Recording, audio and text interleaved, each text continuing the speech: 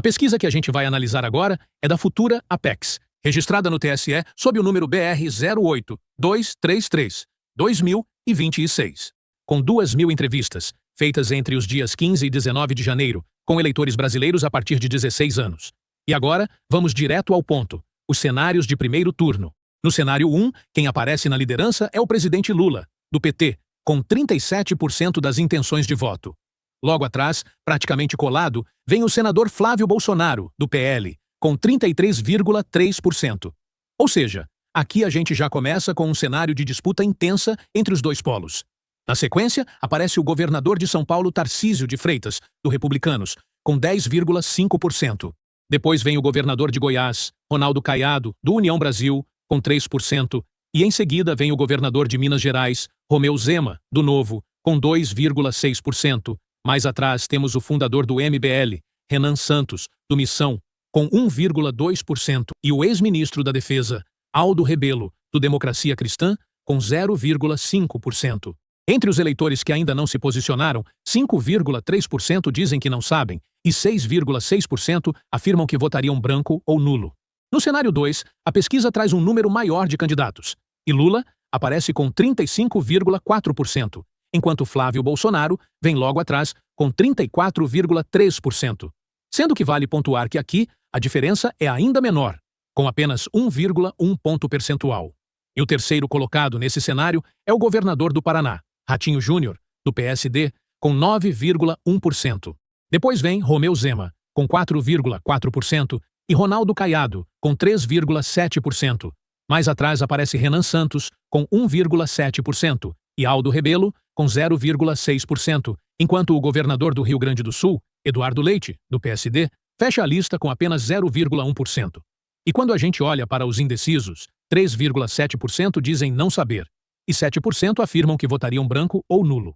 No cenário 03, sem a presença de Tarcísio e de Ratinho, que levam votos da direita, Flávio Bolsonaro aparece na liderança com 39,4%, enquanto Lula vem em segundo com 36,3%, bem mais abaixo, aparece Ronaldo Caiado, do União Brasil, com 4,9%, praticamente empatado com Romeu Zema, que tem 4,8%.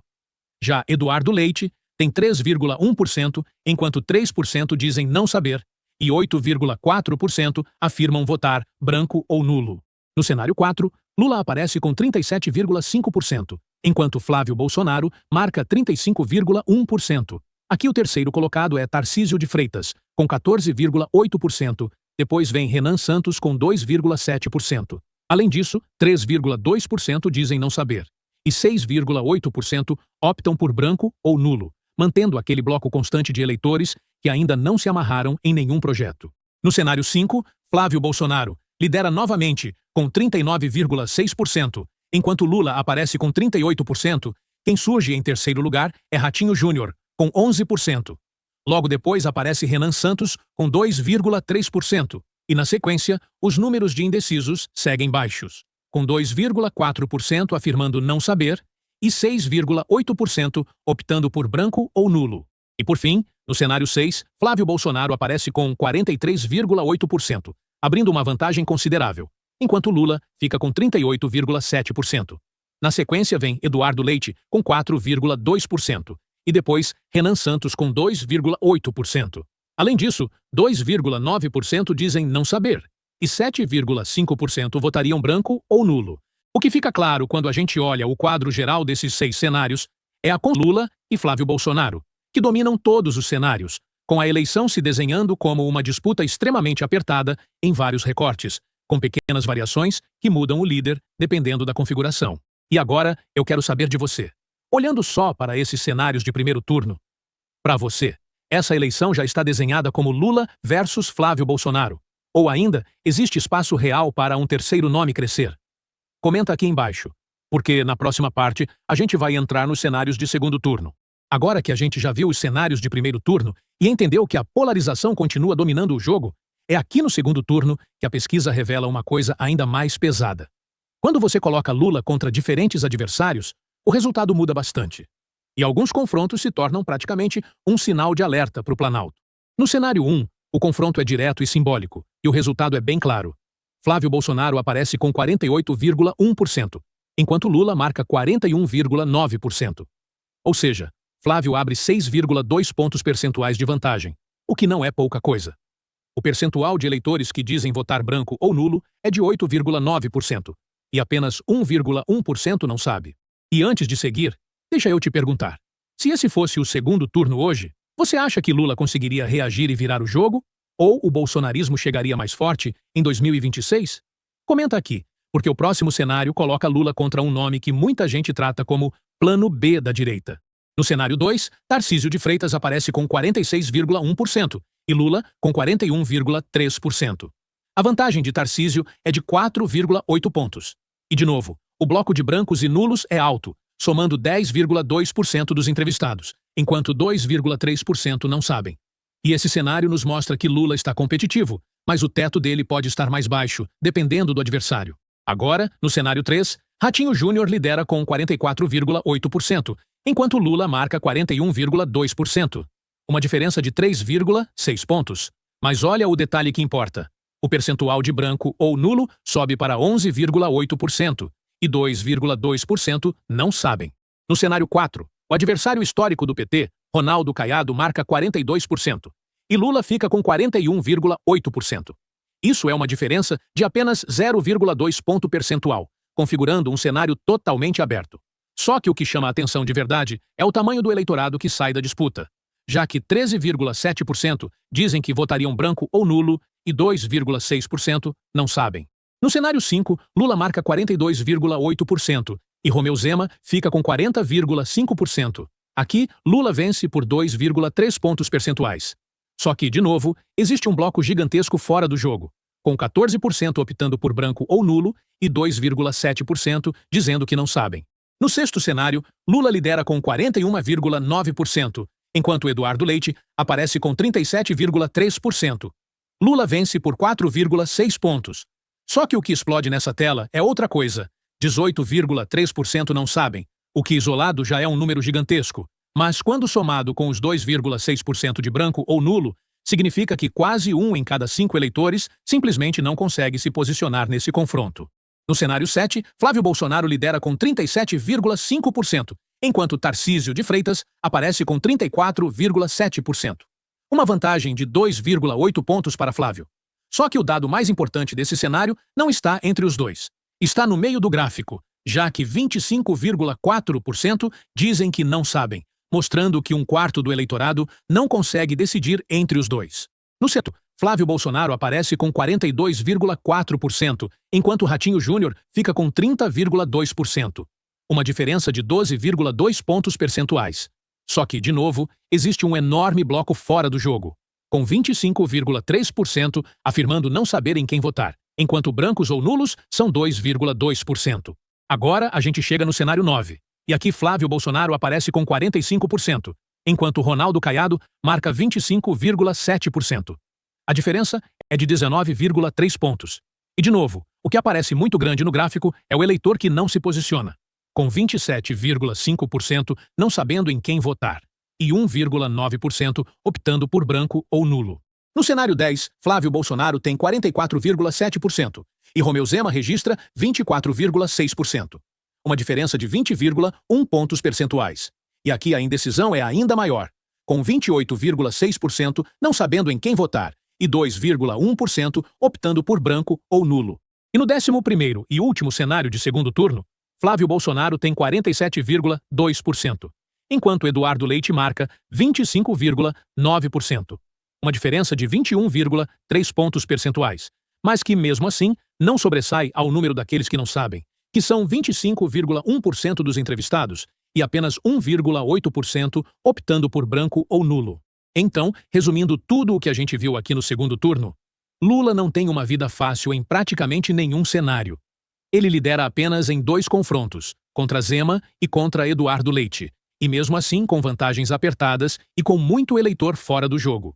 Já nos outros cenários, Lula aparece atrás de Flávio Bolsonaro, Tarcísio e Ratinho, e empata tecnicamente com Caiado.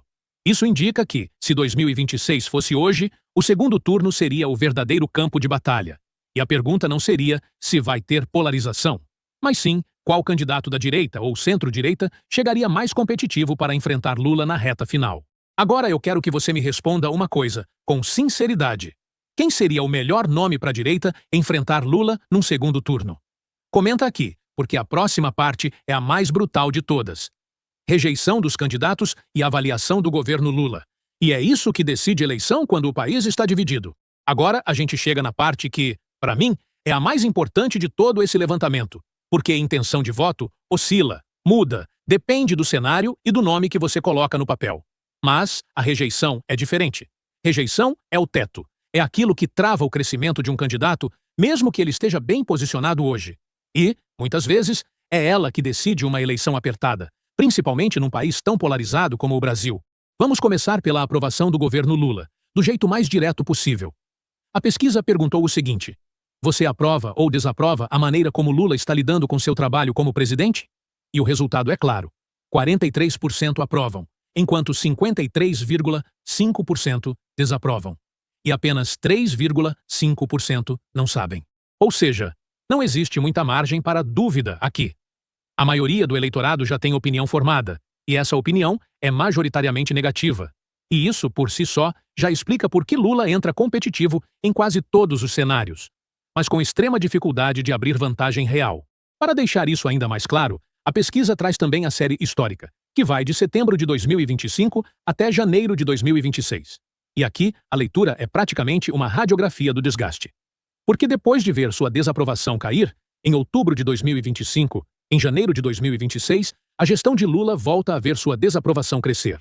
Ou seja, o governo Lula começa 2026 com quase metade do país colocando a gestão na categoria mais negativa possível. E o dado mais forte aqui é que o ótimo bom, que poderia servir como um colchão de estabilidade para o presidente, está em apenas 16,4%. Um patamar baixo para quem precisa sustentar reeleição num ambiente hostil. E agora, a gente entra no dado mais brutal do levantamento: a rejeição dos candidatos à presidência. A pesquisa perguntou basicamente qual desses nomes o eleitor rejeita, e os números são bem diretos. Quem lidera com folga, e isso não é pouca coisa, é Lula, com 51,7% de rejeição. Na segunda posição vem Flávio Bolsonaro, com 43,4% de rejeição, um número significativamente menor que o de Lula. Na sequência, Eduardo Leite aparece com 15,7% de rejeição, Ratinho Júnior tem 15,6%, o mesmo percentual de Romeu Zema.